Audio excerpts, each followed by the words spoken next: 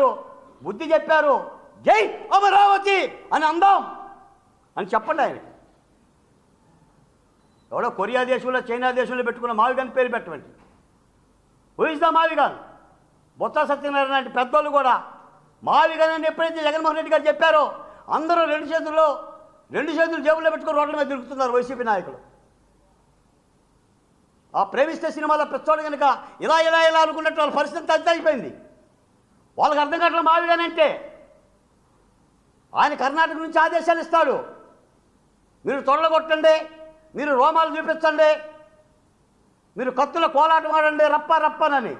ఆయన సొమ్మేం పోయింది. 3,500 కోట్ల రూపాయల మద్యం ముడుపులు దోచుకున్నారు. భారతిరెడ్డి గారి పక్కన ఉన్నారు. వెళ్దాం అనుకున్నాడు ఋషికొండకి గుళ్ళు కట్టి ఋషికొండని కట్టుకున్నాడు. ఆ యొక్క పాచికల పార్ల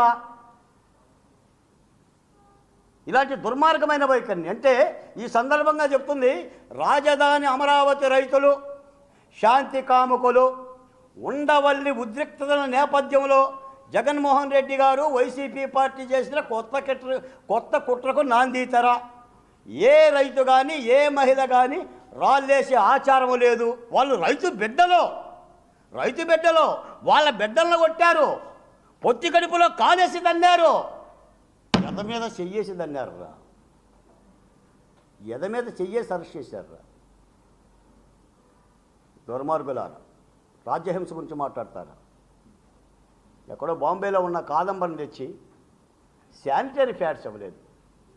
నాటి జగన్మోహన్ రెడ్డి పరిపాలనలో ఆ బిడ్డ ఒక హీరోయిన్ శానిటరీ ప్యాడ్స్ అడిగితే శానిటరీ ప్యాడ్స్ ఇవ్వటానికి కూడా మీకు చేతులు రాక 40 రోజులు కొండపల్లి కిల్లా దగ్గర దాచేసి వాళ్ళ తల్లిదండ్రులను హింసలు చేసి మీరు రాజ్యం గురించి మాట్లాడతారా? మీరు చట్టాల గురించి మాట్లాడతారా? ఎత్తుకొచ్చారు కదా రఘురామకృష్ణరాజు గారిని, ఎత్తుకొచ్చారు. బాంబేలో కొత్త ఫ్లైట్లో వెళ్ళి ఒక సినీ నటిని ఎత్తుకొచ్చారు.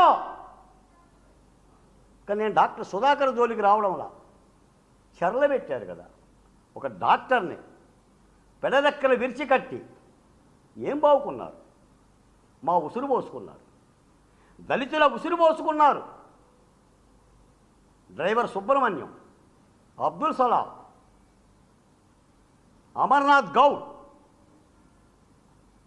ఇన్ని దుర్మార్గాలు చేసిన మీకు ప్రభుత్వం గురించి కానీ అమరావతి గురించి మాట్లాడే నైతిక అర్హత లేదని తెలియజేస్తున్నాను. ఈ సందర్భంగా ప్రభుత్వానికి ఒక్క 2 మాటలే చెప్పాలి. నా ముఖ్యమంత్రి చంద్రబాబు నాయుడు గారికి నాటి జగన్మోహన్ రెడ్డి గారి యొక్క రాకాసి పరిపాలనకు చిహ్నంగా అమరావతి ఉద్యమంలో అసువులు బాసిన 272 మంది, మా గద్దె ప్రభావతి, మార్టిన్ ఇలాంటి ఇత్యాది నాయకుల యొక్క అసువులు స్మారక స్మృతి సోహనం ఏ నందిగాం సురేష్ అయితే 3 రాజధానుల శిబిరాన్ని ఏర్పాటు చేశాడో సీడ్ యాక్సెస్ రోడ్డు పక్కన అక్కడే ఒక స్మృతి సోహనం నిర్మించాలని ముఖ్యమంత్రి గారికి విజ్ఞప్తి చేస్తున్నాను.